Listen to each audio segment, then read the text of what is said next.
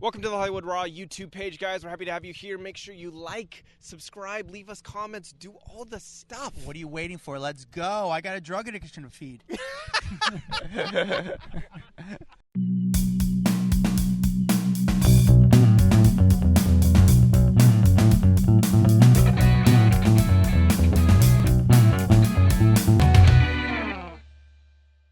Welcome to the Hollywood Raw Rundown. My name is Adam Glyn, joined by my friend on the other side of the country, Dax Holt. How are you, sir? I'm doing good. It's Friday. I can't complain. All right, let's get into this, Adam. I am ready. I feel like we got lots of good stuff to talk about today. This is our Raw Rundown where we do our top 10 stories of the week. We try to make it quick, fun, and easy so you know everything that's going on in the world of pop culture, entertainment news. So you're just a little bit more... You know what's going on. So when you can brag to your friends that you've been on the internet this week. Before we get to that, we actually read some reviews. Dax, do you have a review ready for us? I got one. All right, this one comes from Philly Samantha. It says, hands down my favorite podcast.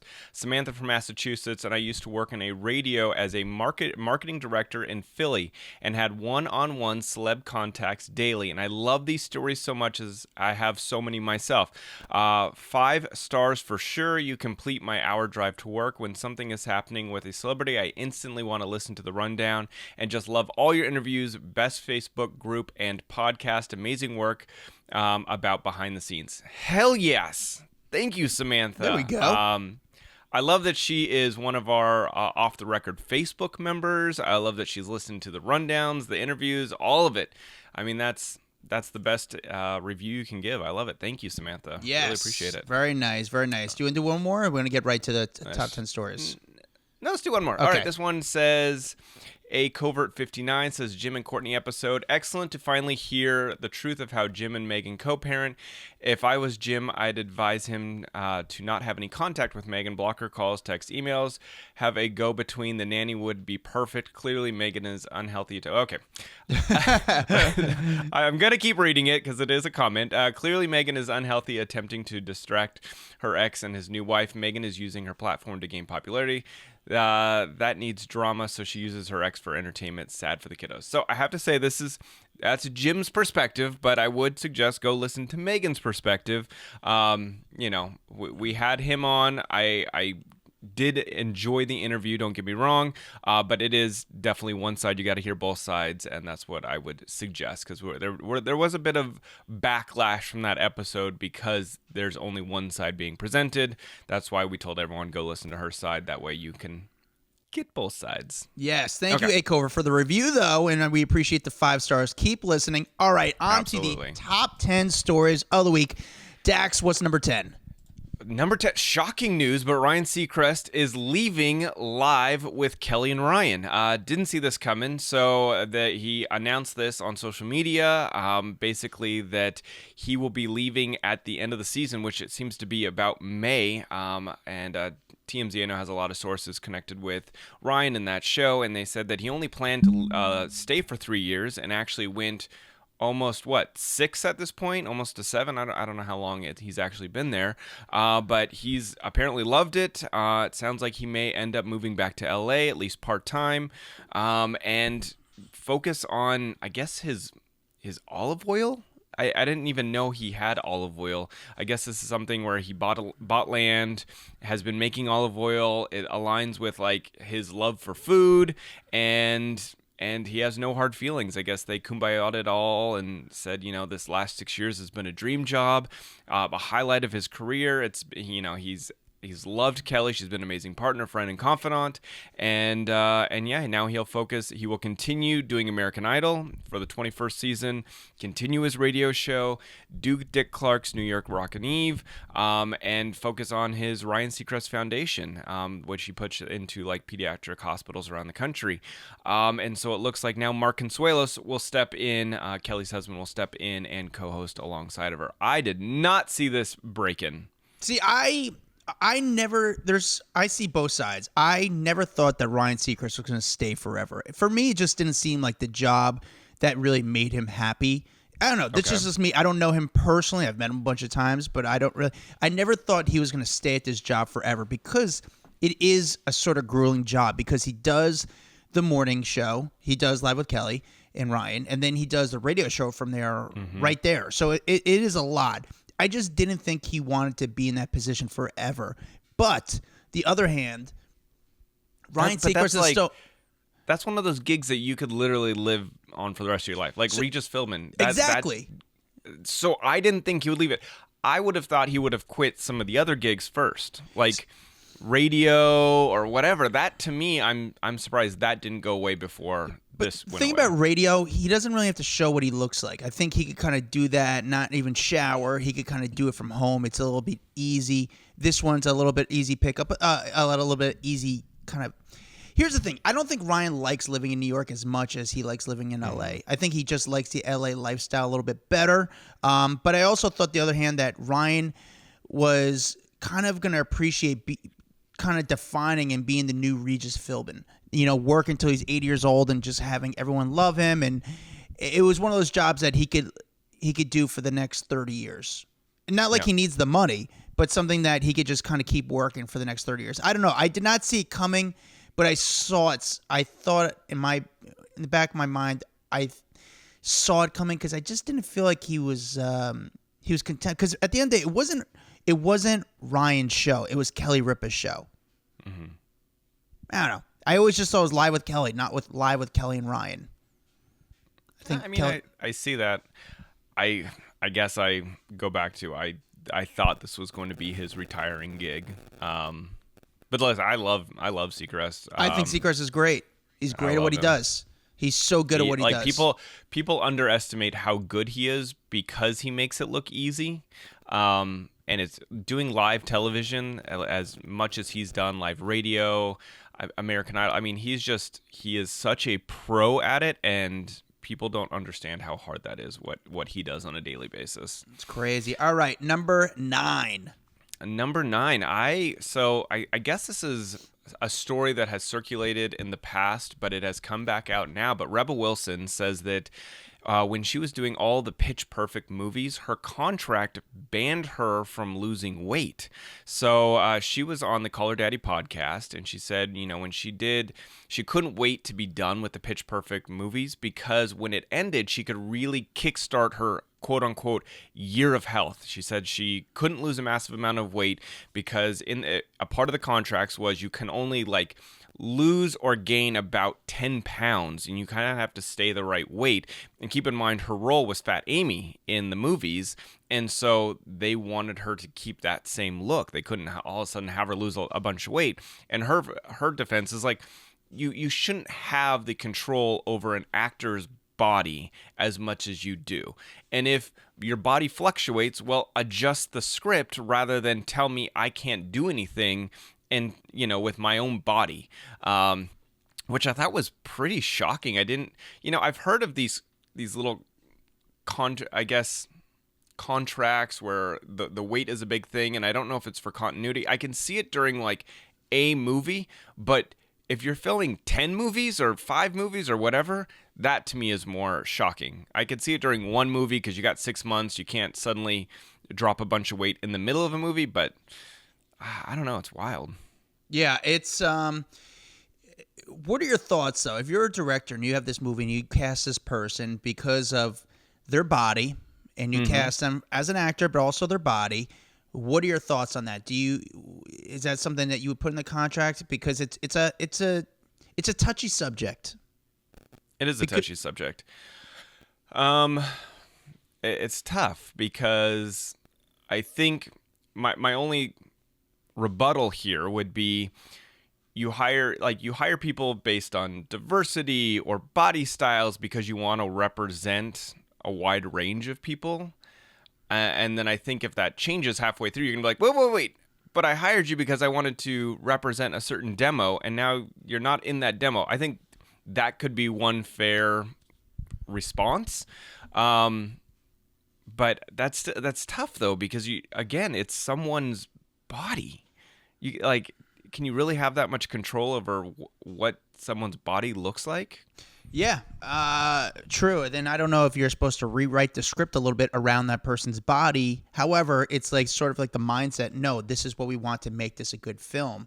It's a very weird subject, but the thing I think you get most from the story, like, this is how the industry works. These are sometimes little things that go into contracts that you don't even know or even realize.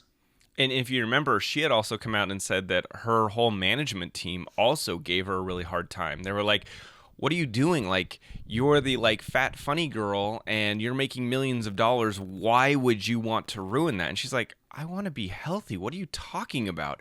If I want to lose weight, I should be able to lose weight. And I don't want to also get typecast into a certain role and always only be just like the larger best friend. She's like, I want to be taken serious in the industry, and it's like I don't want the only focus to be on my weight. I want the focus to be on just my talent in general.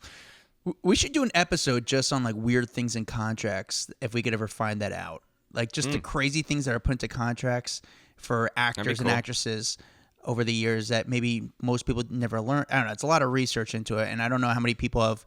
I'm surprised she was even able to talk about this because with the contracts, I don't know if they make them sign an NDA so they're not able to discuss the things in the contract. Or maybe it's been long enough that she can now talk about it, or she's successful enough that she's not worried about any kind of repercussions. Sure. All right, let's move on. Number 8.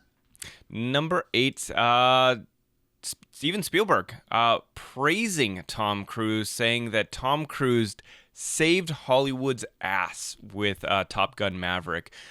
Basically, Steven was giving him all kinds of accolades, and this was at an Academy Awards luncheon that happened on Monday, but basically pulled in Tom for a hug and said that he saved everyone's ass because his movie was such a big blockbuster that it brought people back into the theaters, fueled a ton of money into the entertainment and the movie industry, and basically restarted the whole thing. As you remember, after COVID, people were like, nah, I'm good. I can just get my movie from home. And Top Gun Maverick was one of the first movies that said, no, come to the theater. You have to come to the theater to be able to watch my movie. And they actually didn't put it out for like a year and a half because they wanted to wait. They were like, no, I don't want to put this out for people to watch it in their homes. I want people to experience this on a giant movie theater screen. And so because it brought in over $1 billion, other companies were like, okay, I guess we can do this again. And I know Avatar went back into theaters. They had like an exclusive release where you couldn't watch it on Disney Plus. You had to go see it in the theater. And so I think it gave people the confidence to start getting people out of their homes and back into theaters. Yeah, I mean, Steven Spielberg is not wrong here. I actually loved, we spoke about this before, that I loved that before the film started, Tom Cruise thanked people for coming to the movies and seeing the movie.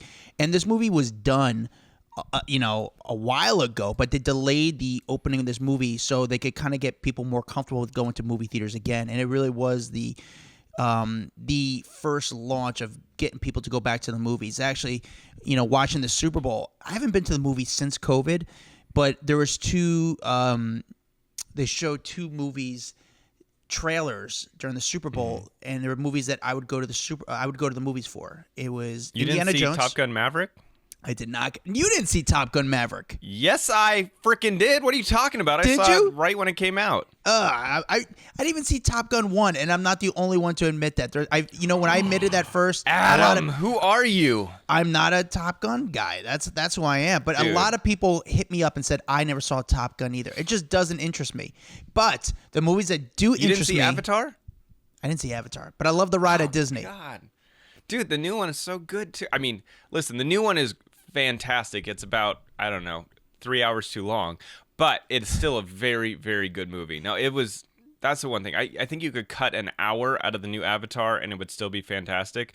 I mean, I was starting to even lose my patience, and my kids were like, couldn't sit still. They were just like, okay, we're over it. We want to be done with this movie. Yeah, I will go to the movies to see Indiana Jones, and I will go to the movies to see The Flash. The Flash looked really cool, based on the trailer. Yeah, I like how they were jumping around all these different timelines, doing different Batmans. And yeah. That's kind of cool. All right, moving along to number 7. All right, moving on to... Oh, and by the way, I did want to say, a part of all of this, apparently Tom didn't even want to do a Top Gun sequel, and he was convinced there was a 30-minute, basically, pitch session in between while he was doing... Oh, geez, sorry.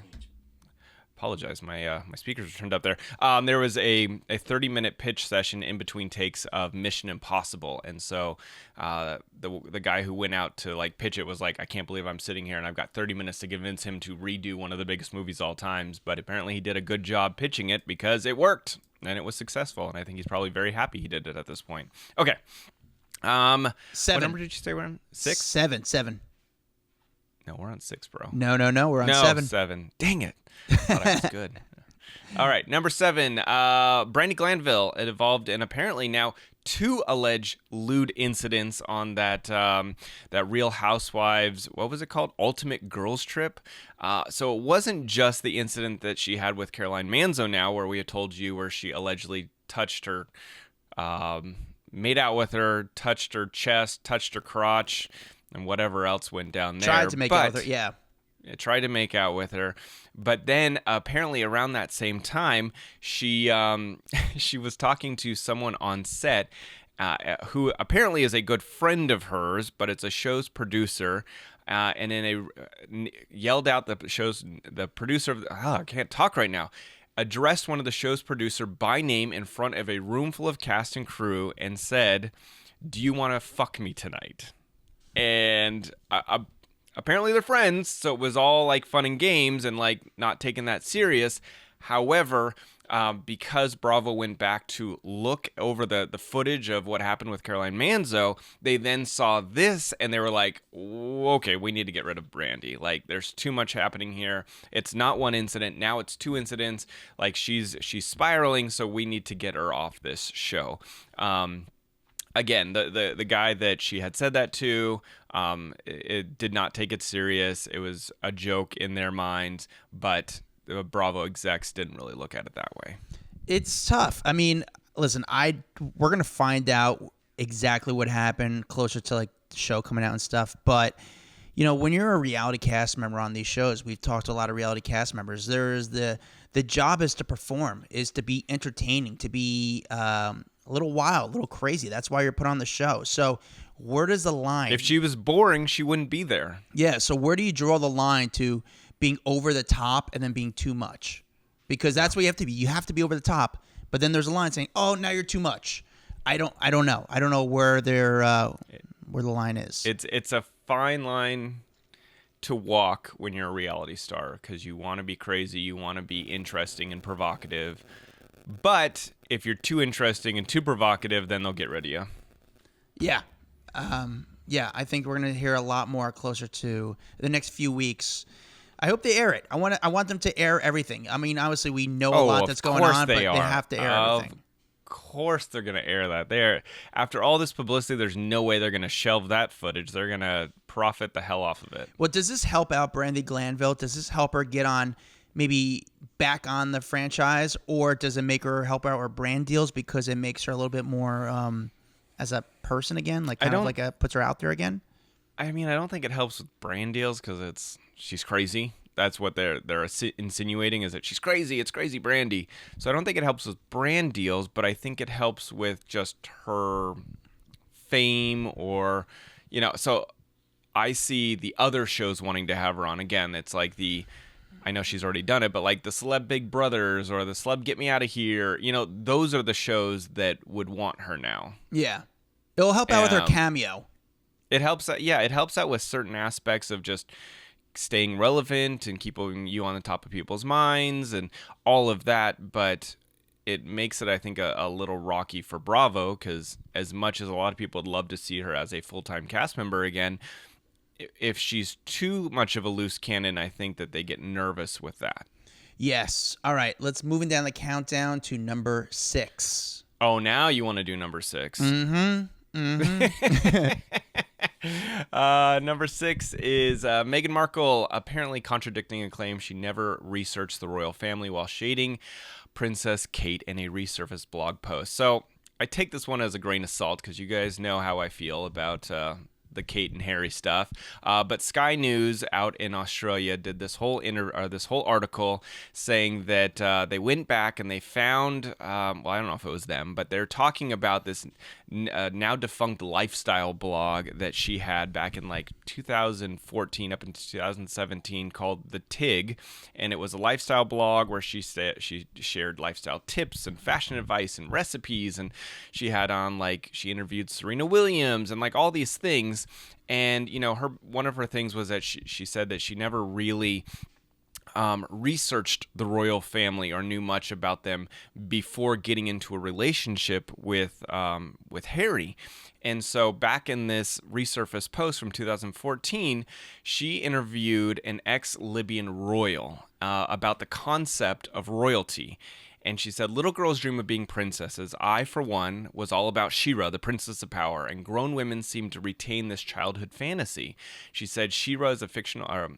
for people to know, She-Ra's a fictional superhero from the Master of the Universe TV show. But then she referenced Kate Middleton and the global spectacle around the wedding that happened. She said, just look at the pomp and circumstance surrounding the royal wedding and the endless conversation about Princess Kate. So they took that statement and they're now saying that she's contradicting everything she said because she said, I never really researched. To me, I don't think that means she researched them, because you'd have to be living in a cave in Afghanistan to not know about the royal wedding. Like, it was impossible to not know about it. So her referencing it, that to me doesn't mean she researched up. That means that she knew what was happening in pop culture. I also don't know if it's necessarily a dig at Princess Kate, because it was a spectacle. It was wild. And I think everyone would admit at the same time, that wedding was out of control. It was fun to watch. It was fun to happen, but it was a spectacle. I don't know. Yeah. What are your thoughts? I think that news outlets, media outlets, know how great it is to have a Meghan Markle, Prince Harry headline, because it brings in so many people. At the end of the day, the news isn't there to give us news. They're there to make money. They're a business just like any other. So anything with a Meghan Markle headline, especially where there's a little bit of controversy, it's going to help out with the headlines. So they're just fishing for anything they could do. But why does it have to be negative every time? Damn. Because if it's nice, who wants to read a nice story? Who wants to hear about Meghan Markle doing community service? No one cares about that. But if there's some feud going on within the family, people are going to click on that. It's a clickbait story. It's a clickbait article. Not necessarily clickbait, but it's a headline where people have interest in. So I get it. Yeah, on the business side, it just sucks for... I also just think, like, if you go back into anyone's timeline ever, you're saying you can never contradict yourself ever in your lifetime? You know what I'm saying? Like, think about things I've said in the past where it was, my mind's changed. People over time change their minds too. If I would have said, I would never do a podcast with Adam Glyn 20 years ago, and now I'm gonna look at me now. You know what I'm saying? Like, there's things that change over time. Exactly. When you said One Direction's the best group ever and Harry Styles will never leave the group, things change. I get it, Dax. I get it. There's things that change, and you're like, man, I wish I could take that comment back. But these are things that happen, and you're right. She kind of, you live and you learn. And I don't even feel like this one's a contradiction. That's the crazy part. Like, she mentioned it, and suddenly now, she said she never researched. Dude, she mentioned the royal wedding. The whole planet knew about the royal wedding. What are you talking about? Like, she didn't go into detail about Kate Middleton's dress and, what it looked like that day. Yeah. Where you would actually have to do research to find that out. Whatever. It's interesting. It just annoys me. All right, let's move on. Number 5. Number 5, Olivia Wilde and Jason Sudeikis sued by their former nanny. This nanny will not go away. This is wild. No. This is the same nanny, the ex-nanny, Erica Gennaro, I think is how you say her name, who was an employee that gave the exclusive interview with the Daily Mail that was like crazy, said all kinds of details.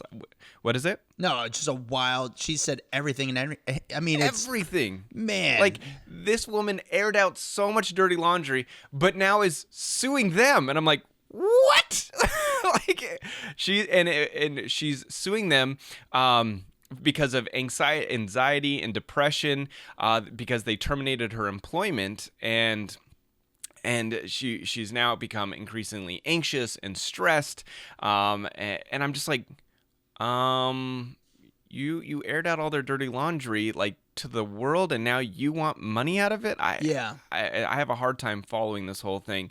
She's complaining that, after Olivia left, she became kind of like the woman who had to run the household, and she also had to take care of Jason. She complains that after, a long day of work, Jason would say, okay, well, after the kids go down, do you mind, can we like sit up and talk? And he would like talk about all the issues going on in his life. Like, she became a confidant, and now she's saying that, that caused her a lot of anxiety because she had to take on all of this like stress of him complaining about Olivia and all this. I'm like, you were his friend. Like, you are literally ratting him out. Yeah. It's really sad. No, it's a crazy thing to do.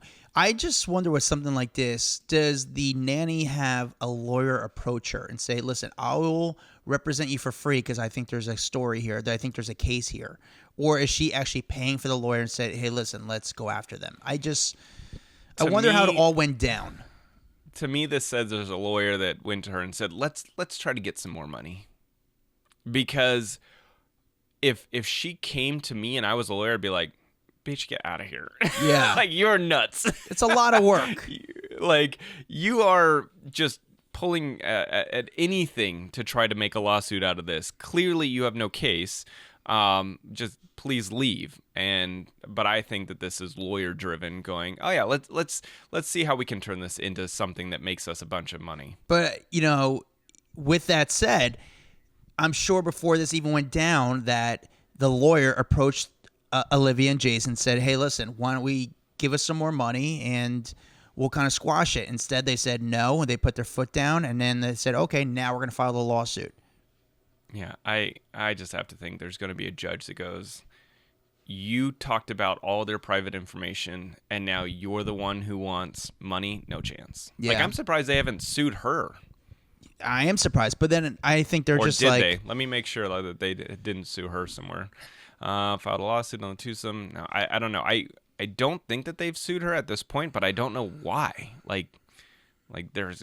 Maybe they just didn't have an NDA, so they don't have grounds for a lawsuit. Yeah. All right. Let's go to number 4. This is a fun story. This is a fun story, but Emily Ratajkowski and Eric Andre definitely going Instagram official for Valentine's Day by posting a photo on their joint account, on their accounts, of them both butt naked. It's Eric laying across her couch in her apartment with no clothes on. All he's got is an emoji heart across his crotch, and then you see her in a reflection on the mirror where she is only wearing, it looks like, a pink bra.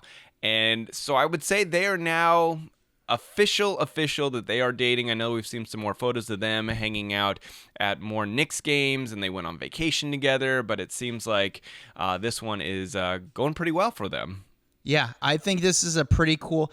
It's the perfect rebound for her because she gets to go with a guy who's a funny guy. Not some guy who takes himself too serious, not some guy who's a DJ.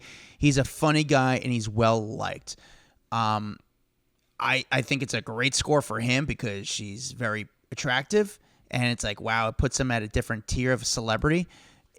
But it's interesting that like celebrities have to date each other. They can't just kind of date normal people. But maybe she's done that already in the past. I don't know if you consider her past guys normal people I think she's dated a couple. I would say not celebrity. More like maybe they're in the entertainment world, but the bigger name, obviously, the more publicity and attention you're going to get. And she knows that. I mean, obviously, she dated Pete, and now she's dating Eric, and Eric's a very well-liked guy who's really, really funny. It's a great rebound for both of them. The way they kind of went Instagram official is super funny. He's naked, and she's taking a photo of him, and you see the reflection of her naked in the mirror. It's great. I'm excited to see like what else they do. Because I'm a huge Eric Andre fan. I love the Eric Andre show. I suggest you guys check out the Eric Andre show. It's so good. It is good. And they got wine. They had a good night. Yeah, All they right, had a great night. Number 3. Number 3, legendary actress Raquel Welch passed away this week at the age of 82. I mean, this woman has so many credits in her list of, like her IMDb list. She did the 1 Million Years BC. She did Fantastic Voyage, but then she did other movies that are more like recent movies, like Legally Blonde. Well, I guess that's not really recent, but things that maybe our audience would know.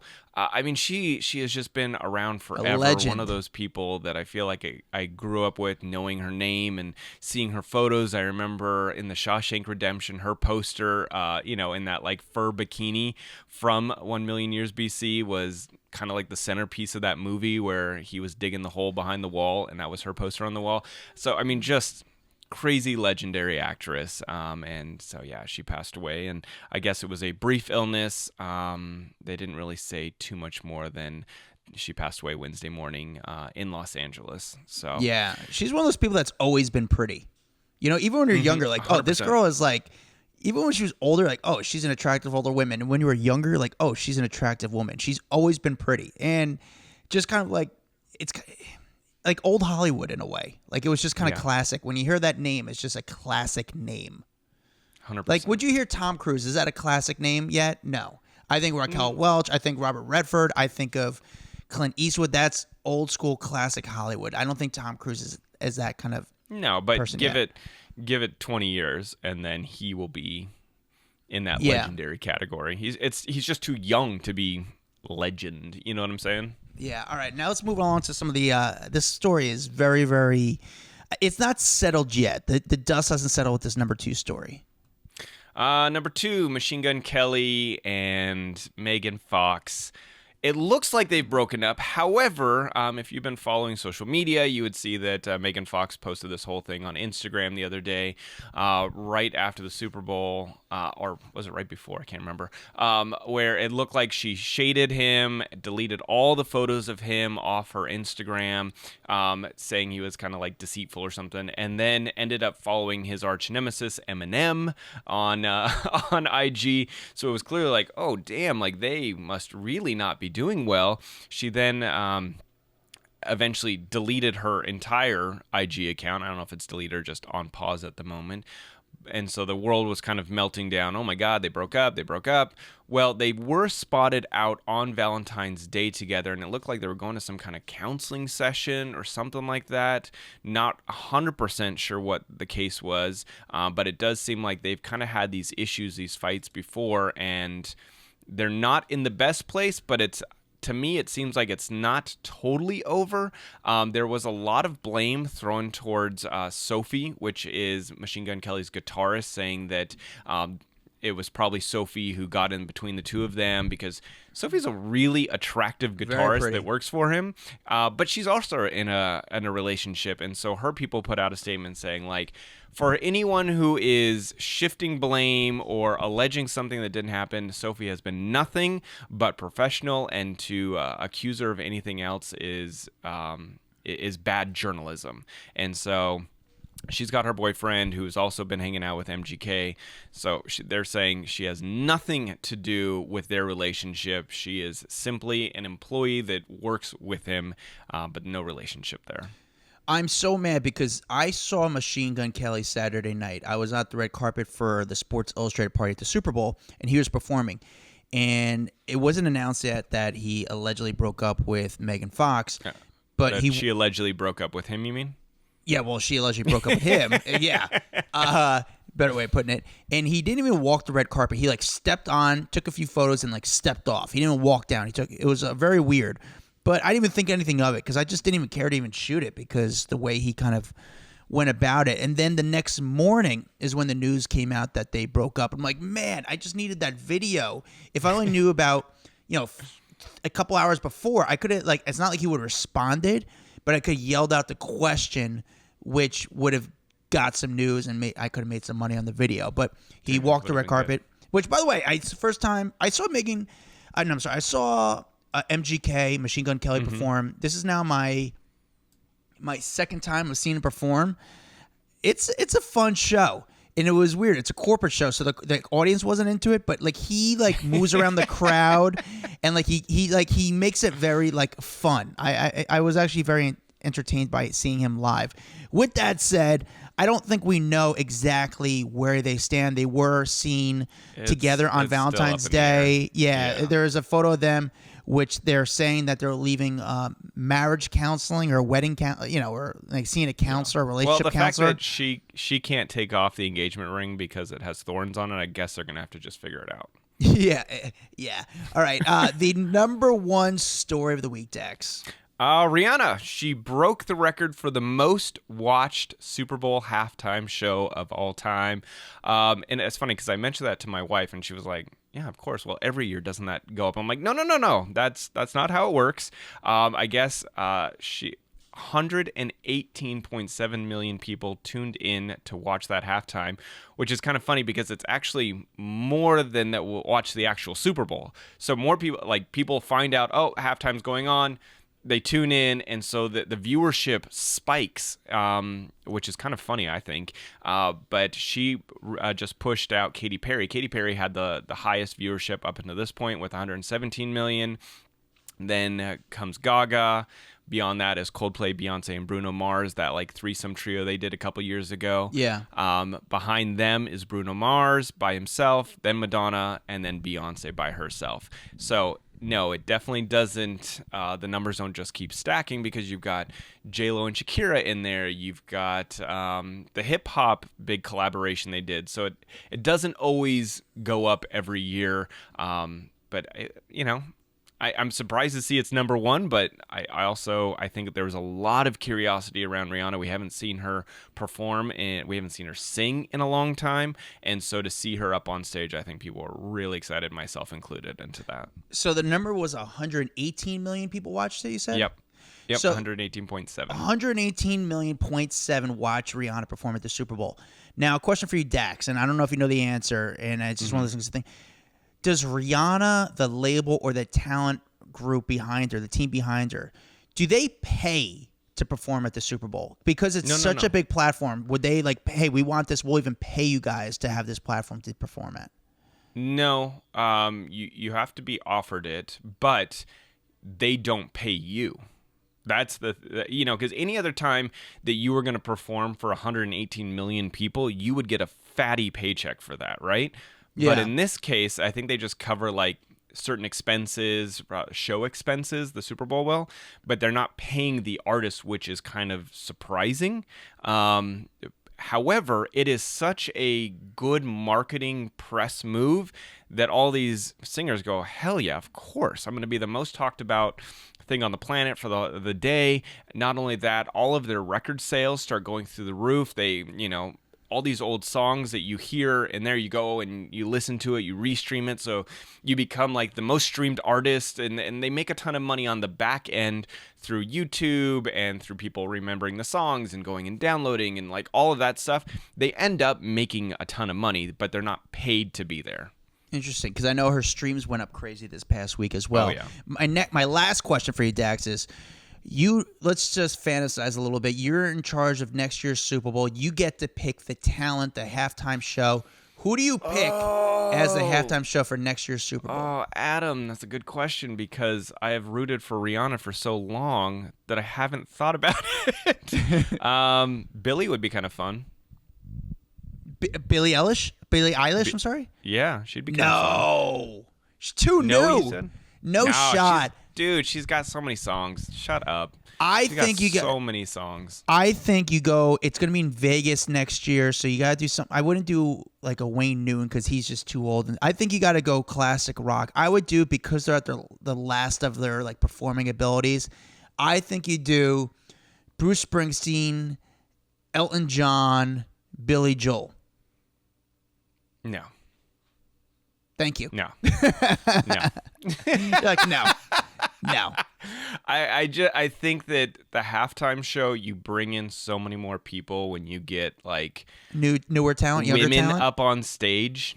I think that there's a different element when there's like a woman up on stage performing. Like people, then you're getting wives that are not interested in football tuning in. it makes it more of a spectacle. What about And don't get Miley me wrong, Cyrus? I think that Miley would be good. Yeah, I like Miley. I think that Bruce is amazing. Don't get me wrong. I think he's already done like a halftime show though. He has. But I think there's a lot of people that won't tune in for that, and I think that's the reality of it. What about straight rock and roll, like Motley Crue? No. Thank you. Everything. No. You shoot me down for every single idea. You shoot me down. You're the worst Super Bowl CEO at all. Like you just, I would hate to be in the meeting with Dax and be like, nope. I don't, nope. Before I even get through it all. How about Cardi? Cardi B would be a good one. She'd be fun. She would be fun because you don't know what she would do. I think she would do Exactly. something that she knew that would shake things Let's up. just get Anita out here already. No, I'm just kidding. know. No one's All going right. to know her. But thank you guys for listening to our Raw Rundown. Check us out on Instagram, TikTok, Facebook. We're on it all. We have this private Facebook group called Off the Record, which I highly suggest you guys join. Find me at Adam Glyn, Glyn. Find Dax Holt at Dax Holt. And that's our Raw Rundown. We'll see you guys later. Ariana Grande might be a good one too. Oh, no. Bye, guys. Guys, hope you liked that video. We got a lot more where that came from. Hit that bell, like, subscribe, share with a friend. The best thing you do to support us is really doing that. And we really need the money because we need hair gel.